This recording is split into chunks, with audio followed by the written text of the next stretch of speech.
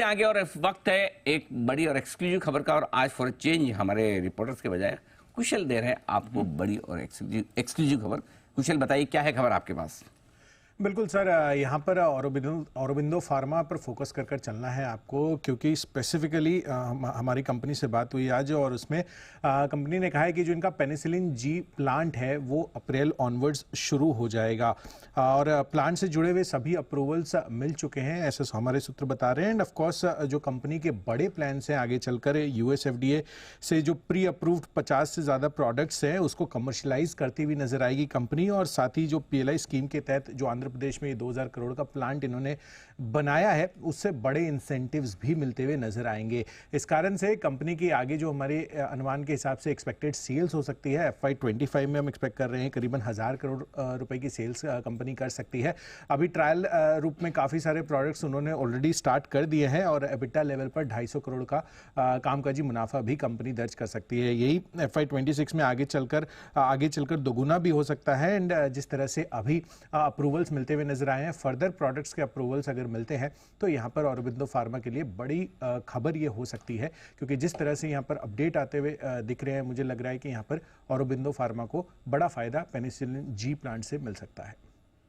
तो PLI scheme के तहत तो इंसेंटिव मिल रहे हैं, दूसरा ये अप्रूवल अगर प्लांट को मिल जाता है अनिल जी तो फिर बड़े कैपेसिटी एडिशन और प्रोडक्ट एडिशन इनके लिए हो जाएगा सर।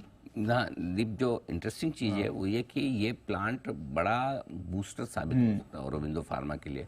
और क्यों हो सकता है वो समझने की ज़रूरत है।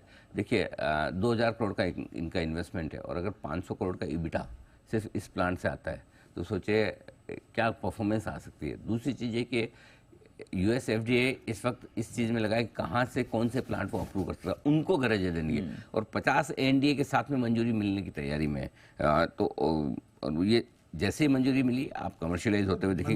मंजूरी मिल चुकी है, मंजूरी ऑलरेडी मिल चुकी है। अच्छा, मंजूरी खाली कमर्शियलाइज करना बाकी है, कमर्शियलाइज करना बाकी है। और पीएलआई स्कीम के तहत इनको एडवांटेज हो रहे हैं, तो डबल फायदा है, एक तरह से डबल फायदा। तो मुझे लगता है कि ये गेम चेंजर हो सकता है औरोबिंदो फार्मा के लिए। बड़ी खबर कब से शुरू करने की बात करेंगे? अप्रैल ऑनवर्ड्स, अप्रैल से, यानी कि दो एक महीने बचे हैं, 2 महीने में तो ये। हाँ, तो मेरे ख्याल से अगला फाइनेंशियल ईयर बहुत खतरनाक रिजल्ट औरोबिंदो फार्मा के आ सकते हैं। मुझे आश्चर्य नहीं, अगर ये प्लांट इन्होंने सही टाइम पे शुरू करके अगर प्रॉपर किया तो ये इस साल का फार्मा स्टॉक हो भी सकता है वापस से। अच्छा, पिछले साल भी हमने कहा था तो कोई बड़ी बात नहीं, 1500-1800 रुपये ये स्टॉक इवेंचुअली अगले साल 2 साल में आपको वहाँ पहुँचता हुआ दिखे। क्योंकि मोस्ट हेटेड, अंडर ओन्ड, मतलब जो एडजेक्टिव आप लगा सकते हो इस कंपनी के लिए, क्योंकि काफ़ी लंबे समय से इनके इंजेक्टेबल बिजनेस को बेचने की भी बातें चल रही थी जो हुआ नहीं। Exactly right. तो मतलब लेकिन अब धीरे धीरे अच्छी खबरें आना शुरू हुई कि प्लांट क्लियर हो रहे हैं, अप्रूवल्स आ रही हैं।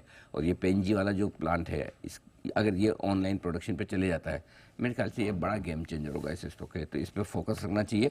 फार्मा शेयरों में कुछ एक स्टॉक ही ऐसे हैं जो अभी भी सस्ते हैं, उनमें एक ही है और सस्ते होने के इसके रीजंस भी थे।